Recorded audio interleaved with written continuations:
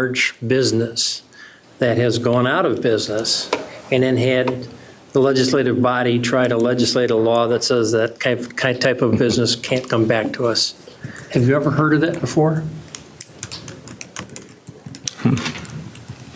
Kind of got you on that one, didn't I? Vice Chair Olsen, no, I'd have to really stop and think about that. I didn't come prepared but here's what I would respond with is that I know that regulations because of something that happened in the past moving forward would cause other businesses to go out of business. I think that's what we're talking about here today, is that we have very slim margins in the dairy business, and they're struggling every day to keep going. So I think that's our concern, is moving forward. I'm not sure about the person in the follow-up? In the background. I'll kind of give you where my thought was. We have a terrible problem with contamination in the Willamette River in the Portland area, but yet we never passed a law that says another industry could not come in there and do the same thing. In other words, create another giant.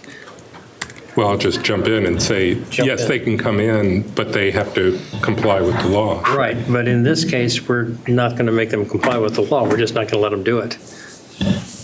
That's my point. Chair Dembrow, Vice Chair Olsen, I think that when you use the Willamette River example, I think that maybe history, we had polluters that now we have rules that require them to meet those rules so they can't pollute.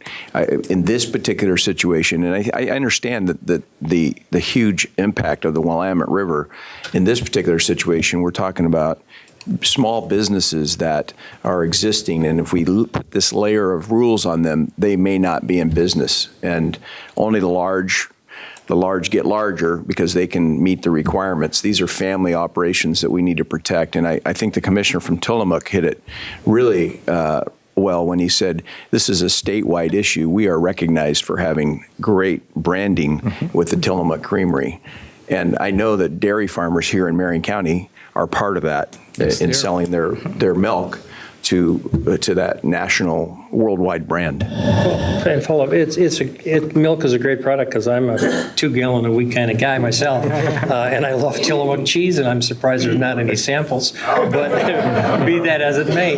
But when you have, for example, in Senate Bill 104, where it prohibits Department of Environmental Quality and Water Resources from issuing permits for new or expanded industrial dairy, that's what I'm trying to get to. We didn't shut down the industries. We regulated them, but we didn't shut them down. This shuts them down for mega dairies. That was my point. Vice Chair Olsen, that's why we're opposing the bill. I agree with you. Thank you. Thank you, all three of you. I just want to say that, I think another part that people don't recognize is that the dairy industry, Tillamook in my county, but all of the dairy industries, is really working hard on the carbon issue as well. They're doing lots of new things. We don't import as much corn into Tillamook County as we used to, just go over and visit. We grow our own. We're getting new varieties, new other kinds of things. They're doing everything they possibly can do to improve the processes that they're already involved in. And I really do appreciate the industry and what they're trying to do. Thank you for that. Thank you, Senator. Thank you all three for coming. Thank you very much. Commissioner Russell.